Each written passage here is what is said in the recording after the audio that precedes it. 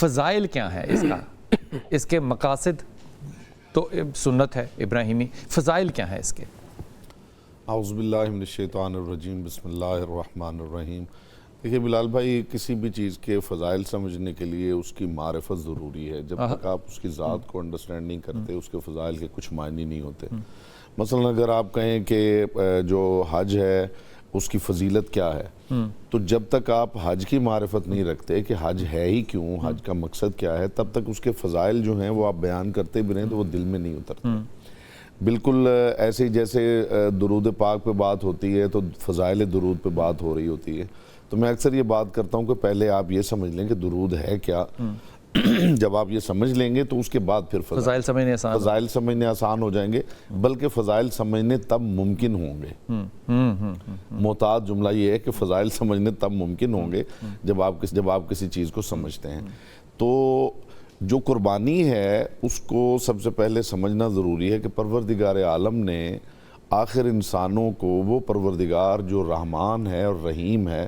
یعنی رحمان بئی معنی کہ وہ اس دنیا کے اندر فرعون کا رزق بھی بند نہیں کرتا، نمرود کا رزق بھی بند نہیں کرتا، وہ اپنے دشمن کو بھی رزق دیتا ہے، اس کے لیے ہوا بند نہیں کرتا، اس کے لیے پانی بند نہیں کرتا، زمین تنگ نہیں کرتا، جی وہ تنگ نہیں کرتا، تو اسے مار ہی نہیں دیتا، تو وہ اس کی صفت رحمانیت ہے۔ تو جو رحمان ہے اور آخرت میں رحیم ہے، بقدر استحقاق رحم کرنے والا، وہ پروردگار کیوں چاہتا ہے کہ ایک انسان جو ہے وہ ایک جانور کو پکڑے اور پھر اس کے گلے کے اوپر چھری چلائے، اور یہ کوئی مطلب معمولی بات نہیں ہے۔ جب تک آپ اس چیز کو سمجھتے نہیں ہیں تب تک آپ اس کے فضائل یا اس کی اہمیت کے اوپر بات کرنے کی پوزیشن میں نہیں ہوتے۔ میں شاید اگلے اس کے اندر ٹرن کے اندر اس پہ بات کر پاؤں، میں یہ بنیاد جو اسے عرض کرنا ضروری سمجھتا ہوں۔ تو وہ کوئی بھگوان نہیں ہے جسے کوئی خون کی بلی چاہیے، وہ اس طرح کا خدا نہیں ہے، وہ رحمان و رحیم پروردگار ہے۔ آخر اس کے پیچھے کوئی مقصد ہے، کسی سبب سے پروردگار نے یہ کہا ہے کہ قربانی کے جانور جو ہیں ان کو اس طرح ذبح کیا جائے، اور اس کی جو وجہ رسول خدا صلی اللہ علیہ وسلم نے بیان فرمائی ہے وہ یہ ہے کہ وہ افراد جنہوں نے پروردگار عالم کے لیے قربانی دی ہے، حابیل اور قابیل کا تذکرہ ہوتا ہے تو وہ قربانی نظر ہے،